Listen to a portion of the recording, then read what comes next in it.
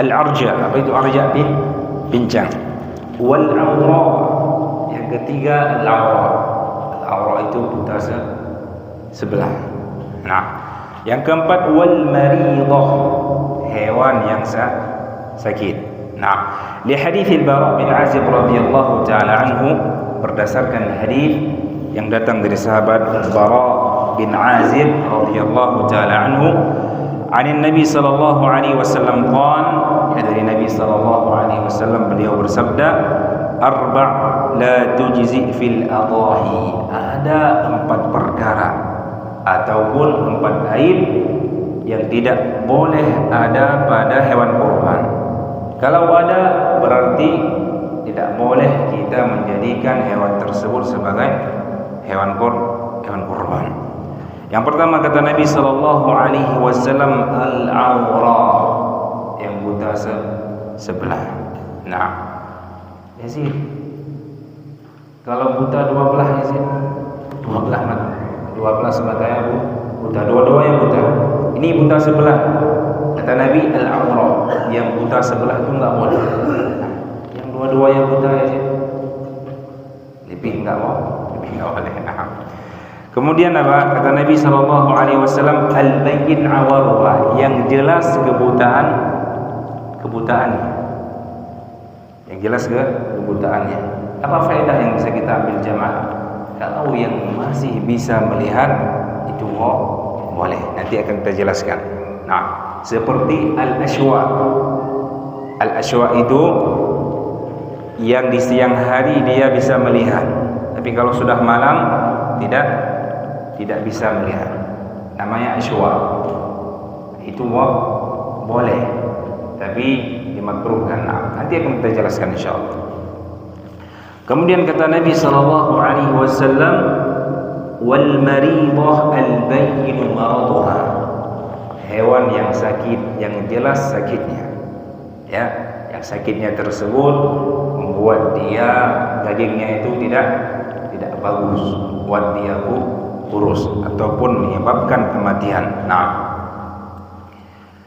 yang ketiga wal arja'u al bayyinu arajuha, yang ketiga kata Nabi sallallahu alaihi wasallam hewan yang pincang, yang jelas kepincangannya. Nah, bukan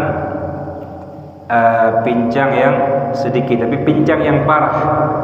Artinya kalau ya rombongan kambing yang lain, misalkan jamaah kambing ya pergi mencari makan, dia ketinggalan. Ya, dia terus berada di belakang, nggak bisa ikut sama jamaah, ketinggalan di hadapan. Kemudian kata Nabi wal ajfa allati la tunqi, yang ketiga, yang keempat ajfa, yang kurus, allati la tunqi, yang tidak punya sumsum di tulangnya. Ya, saking kurusnya ya dia tidak memiliki sumsum di tulangnya. Nah, hadis ini diriwayatkan oleh Imam Malik, juga Imam Tirmidzi, An-Nasa'i, dan disahihkan oleh Syekh Al-Albani rahimahullah taala. Nah, wal ajfa al-hazila, al-ajfa di sini al-hazila, yang kurus. Wa ma'na la tunqi, dan makna la tunqi ay la mukhalaha lihazaliha. Makna sabda Nabi sallallahu alaihi wasallam al-ajfa allati la tunqi, yaitu kambing yang hazila, kurus dan sudah tidak memiliki sumsum di tulangnya. Wa yuqasu ala hadhihi al-uyub al-arba'ah ma fi ma'naha, dan dikiaskan terhadap 4 aib ini, aib-aib yang lain yang semakna dengan aib ini. Kal hatma, seperti hatma, ompong, hewan yang ompong. Tapi apakah boleh atau tidak? Sebentar lagi kita sebutkan. Yang kedua, na'am, al-hatma alladhi dhahabat thanayaha, yang telah hilang giginya. Wal adba, adba itu ya sebagian telinga ataupun tanduknya telah hilang, terpotong ataupun rusak. Itu namanya adba. Nah, allati dhahaba aktharu udhuniha aw qarniha wa nahwi dhalik min al-uyub, dan semisal ya dengannya dari aib-aib yang lain. Nah, ikhwatul kiram rahimakumullah, ya kita akan menyebutkan ya aib-aib yang boleh ada pada hewan kurban, aib-aib yang sama sekali tidak boleh, dalam artian kalau ada maka tidak sah, dan aib yang tidak teranggap, ya tidak dianggap makruh, artinya boleh. Ini perlu kita sebutkan karena ada sebagian ikhwah ya menceritakan dia jualan kambing, hewan kurban. Nah, ada yang ketika pengajian hanya menyebutkan hukum-hukum yang hewan kurban yang bagus untuk dijadikan hewan kurban, sehingga tidak dirinci. Akhirnya yang jadi korban yang jual hewan kurban. Nah, ada yang sudah beli dibatalkan. Ya takutnya Abu jadi korban nanti. Nah, perlu kita sebutkan. Nah, ada 3 ya, kita membagi menjadi 3. Pertama, aib-aib yang tidak boleh ada sama sekali. Kalau ada berarti enggak boleh hewan tersebut dijadikan sebagai hewan kurban. Apa itu? 4 aib yang disebutkan dalam hadis Nabi sallallahu alaihi wasallam. Apa tadi? Abu Hasan, al-awra, yang buta sebelah. Kalau 2 belah lebih enggak boleh. Kemudian al-arja, yang pincang, yang jelas kepincangannya. Bagaimana kategori yang jelas kepincangannya? Kalau ya cari makan bersama jamaah kambing yang lainnya selalu ketinggalan di belakang terus deh. Nah, kemudian al-marid, yang sakit, yang jelas sakitnya. Yang keempat apa? Al-ajfa, yang kurus bahkan tidak memiliki sumsum di tulang. Nah, 4 aib ini sama sekali enggak boleh ada pada hewan kurban. Kalau ada berarti tidak sah. Nah, ya, kalau pincangnya sedikit, boleh. Ya, dia pincang tapi masih bisa gabung sama jamaah hewan yang lainnya. Ini boleh. Kata Imam Al-Khattabi rahimahullah ta'ala, al-uyub al-arba'ah al-madhkur fi hadith Nabi sallallahu alaihi wasallam idza kanat yasirah tujzi. 4 aib yang disebutkan dalam hadis Nabi sallallahu alaihi wasallam jika hanya sedikit, tidak parah, ya tidak parah, maka boleh. Nah, yang enggak boleh ketika parah. Nah, kemudian yang kedua, aib yang boleh tapi dimakruhkan. Artinya kalau ada aib tersebut boleh hewan jadikan sebagai hewan kurban, namun dimakruhkan. Kalau boleh. Sah. Apa itu? Ya, disebutkan oleh para ulama.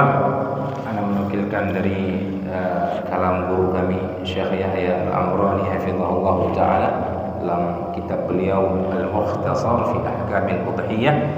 Ya, beliau menyebutkan kalam ahli fikih dalam permasalahan ini. Yang pertama, al-hatma. Apa itu hatma? Apa yang disebutkan tadi? Ompong. Hewan kurban, hewan yang sudah ompong, unta ompong misalnya, kambing ompong, ataupun domba ompong, sapi ompong, boleh. Tapi makruh. Nah, al-hatma boleh, sah. Nah,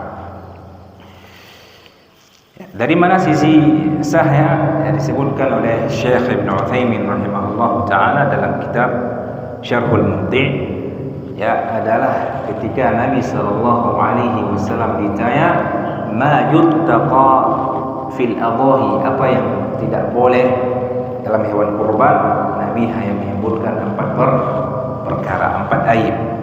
Nah, sedangkan hatma tidak disebutkan oleh Nabi sallallahu alaihi wasallam. Berarti boleh al-hatma yang ompong. Kalau dipasang gigi palsu, Yazid, pasang gigi palsu, kambing misalkan ompong dipasang gigi palsu, boleh? Ada faedahnya. Mungkin membantu dia untuk makan lebih baik, mungkin membuat daging dia lebih bagus. Itu yang pertama, al-hatma. Ini juga disebutkan oleh Syekhul Islam Ibnu Taimiyah rahimahullahu taala. Boleh. Syekhul Islam Ibnu Taimiyah berpendapat boleh. Yang kedua, ya sakit al-marid, sakit tapi sakitnya itu jelas tidak parah. Sakitnya itu tidak parah. Ya misalkan sakit yang membuat dia malas makan. Sakit yang membuat malas untuk makan, ataupun sakit yang membuat dia cepat lelah. Itu boleh. Tapi apa tadi? Makruh. Adapun sakit yang jelas seperti kudis, kurap, ya ini kata para ulama tidak boleh karena akan memberi pengaruh pada dagingnya. Hewan yang berkurap, yang berkudis itu dagingnya tidak bagus. Bahkan kata para ulama, qad yata'athar liman akalaha, bisa jadi memberi efek yang tidak bagus untuk yang memakan dagingnya. Kemudian yang ketiga, al-mabsyumah, yang diperbolehkan tapi makruh. Al-mabsyumah. Apa itu al-mabsyumah? Ya, mabsyumah itu hewan yang memakan sesuatu ya sehingga membuat perutnya itu gembung. Apa gembungnya? Membuat perutnya gembung seperti ya hewan yang memakan kurma. Ya. Itu hewan kalau makan kurma perutnya gembung. Ya. Di sini apa? Makan daun apa? Ubi ya. Ubi bukan? Membuat perutnya gembung. Kemudian yang keberapa? Ketiga. Sekarang keempat, al-'adba. Al-'adba. Apa itu al-'adba? Kita sebutkan tadi yang sebagian telinga ataupun tanduknya itu hilang rusak. Yang patah tanduknya. Ini boleh. Namun kurang afdal. Boleh. Sa'diyah itu. Sebagaimana disebutkan oleh Ibnu Utsaimin rahimahullahu taala dalam kitab beliau Syarhul Mumti'. Dan juga Ibnu Qudamah rahimahullahu taala dalam Syarhul Kabir. Kemudian yang berikutnya al-jada. Al-jadda ataupun al-jada. Apa itu al-jada? Al-jada itu kambing, hewan yang susunya itu asinya sudah kering, mungkin sudah tua. Ya, betina otomatis ya, betina yang sudah kering susunya ataupun asinya, sehingga tidak mengeluarkan ASI. Mungkin karena efek faktor umurnya, faktor usia. Ini boleh, tapi kurang afdal. Ataupun bahasa lain makruh.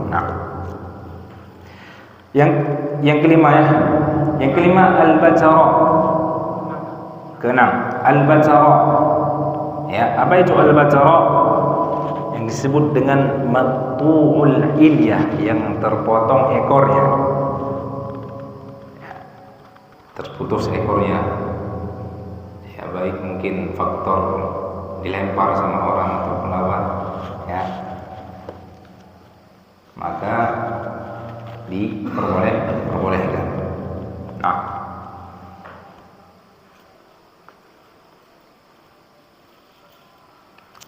Kalau yang asal penciptaannya itu enggak punya ekor, boleh apa enggak? Seperti kambing Australia. Nah, kambing apa? Australia. Nah, kambing Australia itu asal penciptaannya memang enggak punya ekor. Itu lebih boleh. Bahkan itu tidak dianggap aib karena memang asal penciptaannya itu tidak berekor. Nah, jelas ya? Kemudian al-majbu, yang ketujuh al-majbu. Apa itu al-majbu? Allati quti'a dzakaru, yang terpotong kemaluannya. Arti jantan ataupun betina, yang terpotong kemaluannya itu juga sah dijadikan sebagai hewan kurban. Nah, majbu, bukan majdub. Kalau wali majdub lain lagi. Majbu. Nah. Kemudian al-jad'a. Al-jad'a. Apa itu al-jad'a?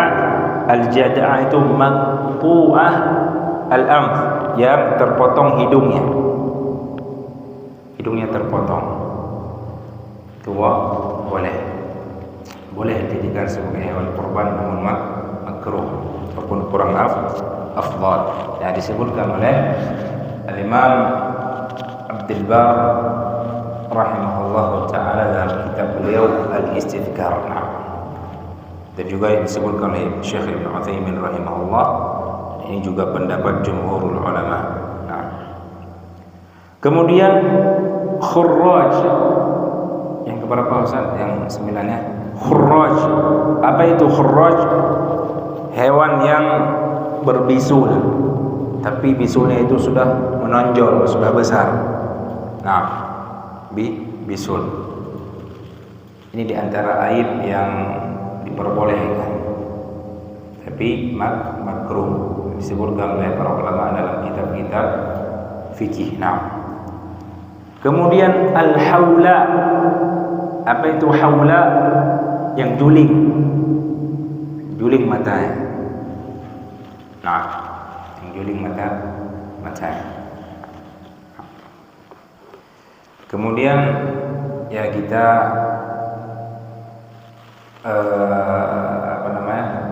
yang pertama apa tadi? Yang tidak sah. Yang kedua yang sah tapi makruh. Yang ketiga aib yang sama sekali tidak dipermasalahkan. Nah, tidak dianggap makruh. Yang pertama al-jamma. Al-jamma. Apa itu al-jamma? Yang diciptakan dalam keadaan tidak punya tanduk. Memang asal penciptaannya itu tidak bertanduk.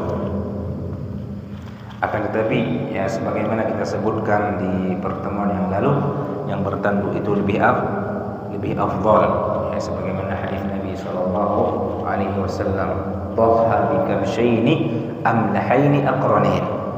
Nah, kemudian as-samma. As-samma. Apa itu as-samma? Saghiratul udunin, yang kecil telinganya. Memang dasar penciptaannya itu kecil telinganya. Nah, ini tidak dianggap aib sama sekali. Nah, kemudian yang ketiga al-khisi ataupun al-khasi, yang sudah dikebiri. Nah, itu juga bukan aib. Ya, sebagian para ulama memandang makruh. Namun wallahu taala a'lam, pendapat yang sahih, ya, bahkan sebagian para ulama mengatakan mustahab kita menjadikan hewan yang sudah dikebiri sebagai hewan kurban. Kenapa? Pertama, perbuatan Nabi sallallahu alaihi wasallam. Dalam hadis disebutkan, dhahan Nabi sallallahu alaihi wasallam bikabshin, ya, bikabshin mawju'aini khasiyin, yang sudah kebiri. Apalagi ya hewan yang sudah dikebiri itu ya, dagingnya itu lebih banyak, dan juga dari sisi bau ya dagingnya itu tidak berbau. Nah, jelas ya, itu diantara aib yang tidak dianggap sebagai masalah. Nah, tidak makruh. Yunus, hewan yang hamil,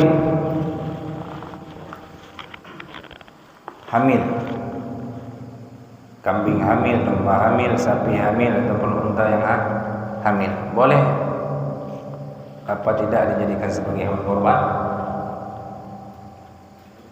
Hamilnya, kayaknya tidak. Nah, madhab pertama tidak. Tapi ada kayaknya, berarti ragu masih. Ragu-ragu mundur, ragu-ragu mundur. Nah, Abu Hasan, nggak boleh. Tuh, la adri nisful ilm. Nah, tahu, kira-kira boleh nggak hamil? Kasihan. Kalau masalah kasihan, ya kasihan. Cuman ini masalah hukum ya, boleh. Jumhur para ulama mengatakan boleh, ya, boleh. Akan tetapi sebagian Syafi'iyah ataupun pendapat mazhab Syafi'i mereka memandang makruh, bukan tidak boleh, makruh. Tapi kita katakan pendapat jumhur boleh. Sudah masuk untuk isya'ul marhum ini.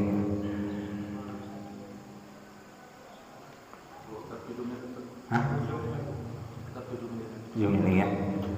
Kalau 7 menit mungkin ada yang belum jelas bisa ditanyakan ya sebelum kita masuk kepada pembahasan berikutnya. Nah,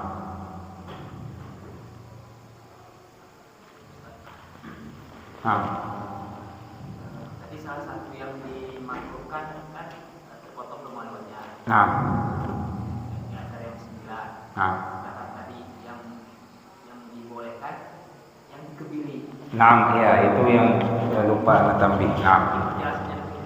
Nah, yang pertama yang kita sebutkan maqtu' adzakar, yang terpotong kemaluannya, artinya ya terpotong secara tidak sengaja, bukan bukan diniatkan oleh pemilik hewan tersebut. Ya, terpotong dengan sendirinya. Ya. Dan ini jelas ada perbedaan dengan hewan yang dikebiri. Yang pertama, dikebiri itu atas niat pemilik hewan, dan juga dengan cara khususnya. Bagaimana cara mengkibiri? Apanya yang dikeluarkan? Testisnya, ya, testisnya atau testisnya kalau nggak salah ya. Ya, telurnya itu.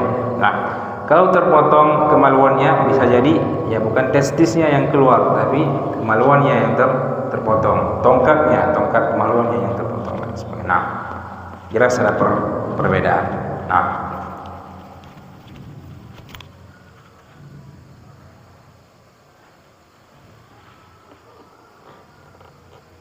kalau yang lumpuh, Yusuf, hewan yang lumpuh, yang pincang tadi nggak boleh, yang lumpuh. Nah, Yusuf, Siddiq, yang hewan yang lumpuh boleh nggak jadikan sebagai hewan kurban? Nggak boleh, nggak tahu. Yunus, dalam bahasa Arabnya zumna, yang lumpuh. Pincang aja nggak boleh, apalagi lumpuh. Pincang aja nggak boleh, apalagi lumpuh. Nah, ada yang perlu ditanyakan sebelum kita akhiri dan kurang jelas?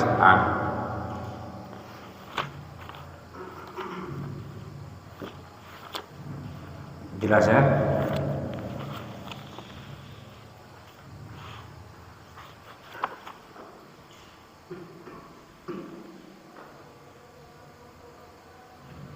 Insyaallah taala pada pertemuan berikutnya kita akan menyebutkan tentang hewan-hewan yang afdal, kemudian apa yang harus dilakukan oleh orang yang hendak berkurban, dan juga ya apa yang harus putus ya ketika menyembelih. Insyaallah taala akan kita sebutkan pada pertemuan yang akan datang, dan juga ya perkara-perkara bid'ah yang berkaitan dalam ya penyembelihan hewan kurban dan hukum-hukum yang lainnya insyaallah. Nah,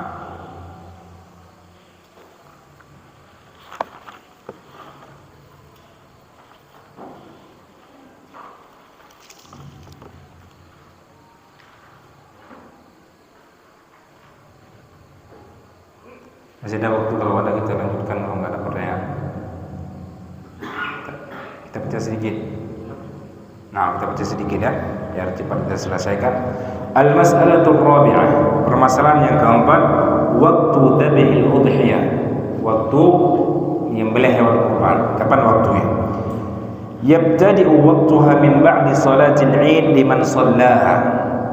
Dimulai waktu untuk menyembelih hewan kurban itu setelah salat Id, ya bagi orang yang melaksanakan salat, liman shallaha. Wa min ba'di tulu'i syamsi yawm 'id al-adha bi miqdari ma yattasi' li rak'atain wa khutbatain liman lam yusalliha.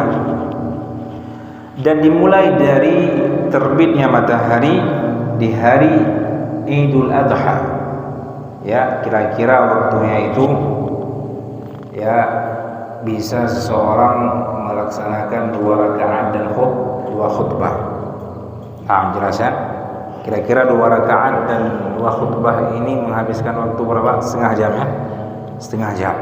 Setengah jam setelah terbitnya matahari. Nah, ini bagi orang yang tidak melaksanakan salat. Li hadits al-Bara' bin Azib radhiyallahu taala anhu, berdasarkan hadis dari Bara' bin Azib radhiyallahu taala anhu, qala Rasulullah sallallahu alaihi wasallam, man shalla salatana wa nasaka nusukana faqad asaba an-nusuk wa man dhabaha qabla an yusalli falyu'id makanaha al-ukhra. Nabi sallallahu alaihi wasallam bersabda, barang siapa yang salat seperti salat kami dan ya menyembelih seperti ya sesembelihan kami, faqad asaba an-nusuk, maka telah benar sembelihannya. Dan barang siapa yang menyembelih sebelum salat Id, maka hendaknya dia menggantikan apa? Falyu'id makanaha al-ukhra, hendaknya dia ulang sesembelihannya.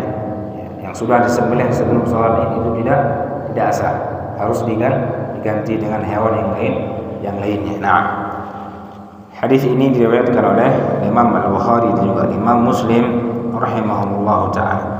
Wa yastamirru waqtuha ila ghurubi akhir ayyam at-tasyrik, dan waktunya senantiasa berlanjut sampai terbenamnya matahari di akhir hari tasyrik. Ada berapa hari tasyrik? 4 hari. Hari ke 11, 10, 11, 12, 13. Jelas ya? Nah,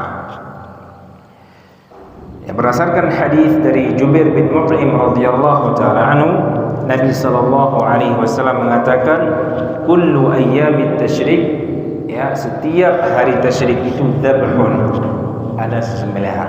Yang boleh kita menyembelih di setiap hari tasyrik. Nah, sampai terbenamnya matahari di akhir hari tasyrik.